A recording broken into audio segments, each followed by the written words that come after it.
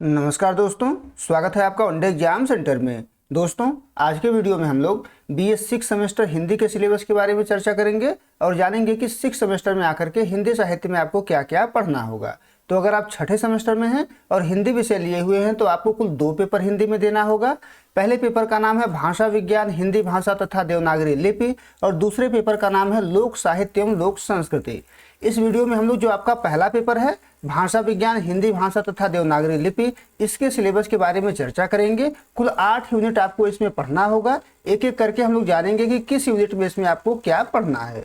जो आपका पहला यूनिट है इसमें आपको भाषा एवं भाषा विज्ञान का सामान्य परिचय पढ़ना है। इसमें सबसे पहले आप पढ़ेंगे भाषा किसे कहते हैं, भाषा होता क्या है, भाषा की परिभाषा विभिन्न विद्वानों ने किस प्रकार से दिया हुआ है, उन परिभाषाओं के बारे में आप पढ़ेंगे। भाषा का स्वरूप किस प्रकार से होता है, भाषा के स्वरूप के बारे में पढ़ेंगे। और भाषा के अभिलक्षण के बारे में भी आप इसमें पढ़ेंगे कि भाषा के कौन कौन से अभिलक्षण होते हैं, यानी उसके कौन कौन सी विशेषता होती है, इसके बारे में भी आप यहाँ पर जानेंगे। फिर आपको भाषा विज्ञान के बारे में जानना है कि भाषा विज्ञान किसे कहते हैं, विभिन्न विद्वानों ने भाषा विज्ञान को किस प्रकार से परिभाषित किया हुआ है, भाषा विज्ञान के प्रकार कौन कौन से होते हैं, इसके बारे में आप पढ़ेंगे। भाषा विज्ञान के क्षेत्र के बारे में आप जानेंगे और भाषा विज्ञान की कौन कौन सी शाखाएं हैं, उन शाखाओं के बारे में भी आपको पहले यूनिट में ही पढ़ना होगा। अब दूसरा यूनिट देख लेते हैं। दूसरे यूनिट में आकर के आपको भाषिक संरचना तथा स्तर पढ़ना है, यानी भाषा का संरचना कैसा होता है, भाषा के संरचना के कौन कौन से स्तर होते हैं, उन स्तरों के बारे में आपको पढ़ना है। यानी भाषा का निर्माण किस प्रकार से होता है उसके बारे में आपको यहाँ पर जानना होगा। इसमें सबसे पहले आपको ध्वनि के बारे में पढ़ना है, फिर ध्वनि से शब्द बनता है तो इसके बारे में पढ़ना है, शब्द से रूप का निर्माण होता है तो इसके बारे में पढ़ना है, रूप से वाक्य बनता है तो इसके बारे में पढ़ना है, वाक्य से जो है प्रोक्ति बनता है इसके बारे में भी आपको पढ़ना होगा, और प्रोक्ति से जो है अर्थ का निर्माण होता है तो इसके बारे में भी आपको दूसरे यूनिट में ही पढ़ना होगा। यानी भाषा की संरचना किस प्रकार से होती है और उसके कौन कौन से स्तर होते हैं उसके बारे में आपको दूसरे यूनिट में पढ़ना है। अब तीसरा यूनिट देख लेते हैं। तीसरे यूनिट में आकर के आपको हिंदी भाषा की उत्पत्ति तथा विकास के बारे में जानना है। हम लोग जानेंगे कि हिंदी भाषा की उत्पत्ति किस प्रकार से हुआ है और किस प्रकार से विकसित होकर के वह आज की अवस्था में पहुंचा हुआ है। इसमें सबसे पहले आपको हिंदी भाषा की पृष्ठभूमि के बारे में जानना है। फिर आप अपभ्रंश भाषा के बारे में जानेंगे कि अपभ्रंश भाषा क्या है, यह किस समय विद्यमान था, इसकी विशेषताएं कौन कौन सी हैं और हिंदी के विकास में इसका योगदान क्या है, इसके बारे में आपको पढ़ना होगा। फिर इसी प्रकार से अवहट्ठ भाषा के बारे में जानेंगे कि ये क्या होता है, इसकी विशेषता क्या है और हिंदी भाषा की उत्पत्ति और विकास में इसका योगदान क्या है, इसके बारे में आप जानेंगे। फिर पुरानी हिंदी के बारे में जानेंगे कि पुरानी हिंदी क्या है, कौन कौन सी इसकी विशेषता होती है और हिंदी भाषा के उत्पत्ति में और इसके विकास में पुरानी हिंदी का क्या योगदान है, इसके बारे में आपको पढ़ना होगा। उसके बाद मानक हिंदी क्या होता है, कौन कौन सी विशेषताएं इसकी होती है, इसके बारे में भी आपको तीसरे यूनिट में ही पढ़ना होगा। अब आगे बढ़ते हैं, चौथा यूनिट देख लेते हैं। चौथे यूनिट में आकर के आपको हिंदी शब्द संपदा और उसके मूल स्रोत का अध्ययन करना है कि हिंदी के जो शब्द हैं वो कहाँ कहाँ से आए हुए हैं, उनका मूल स्रोत क्या है, उसके बारे में आपको यहाँ पर जानना है।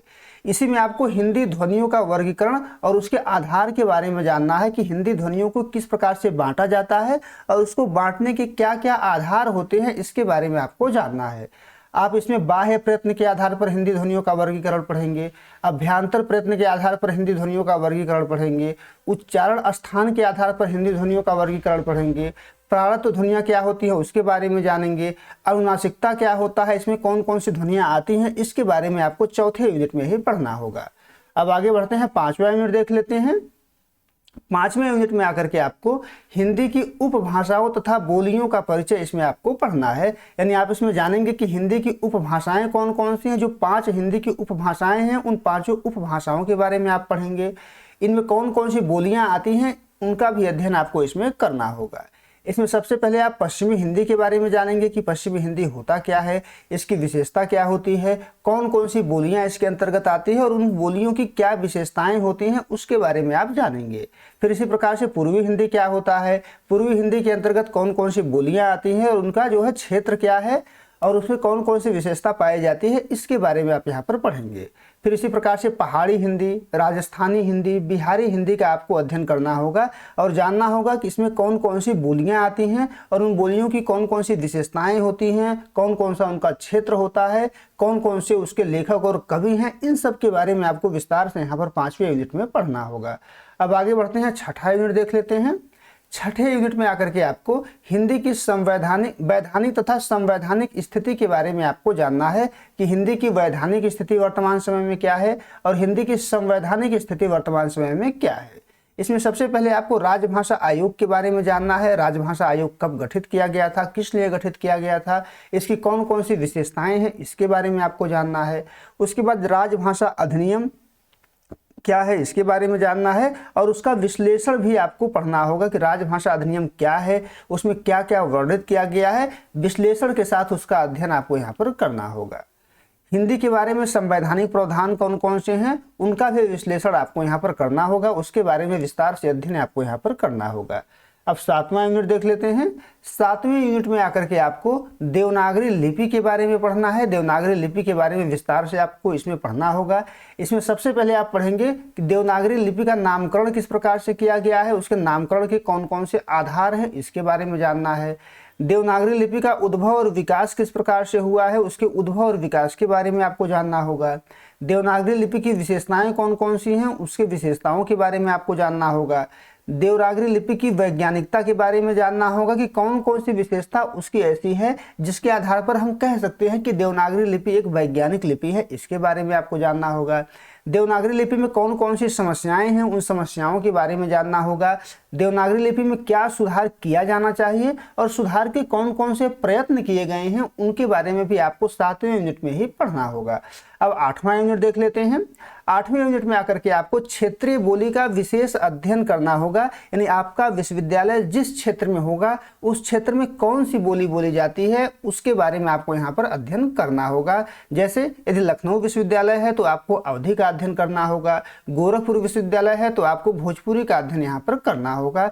जो क्षेत्रीय बोली आपके सिलेबस में लगा होगा उस क्षेत्रीय बोली का विकास क्रम जानना होगा, किस प्रकार से उसका उद्भव हुआ है, किस प्रकार से वह विकसित हुआ है। उसके बाद क्षेत्रीय बोली का साहित्यिक विकास किस प्रकार से हुआ है उसके बारे में आपको यहाँ पर जानना होगा। इतना आपको पढ़ना है। तो कुल 8 यूनिट आपको यहाँ पर पढ़ना है। एक एक करके सभी यूनिट पर हम वीडियो लेकर के आएंगे। अगर आपने अभी तक हमारे चैनल को सब्सक्राइब नहीं किया हुआ है तो कृपया हमारे चैनल को सब्सक्राइब कर लीजिए। बहुत बहुत धन्यवाद।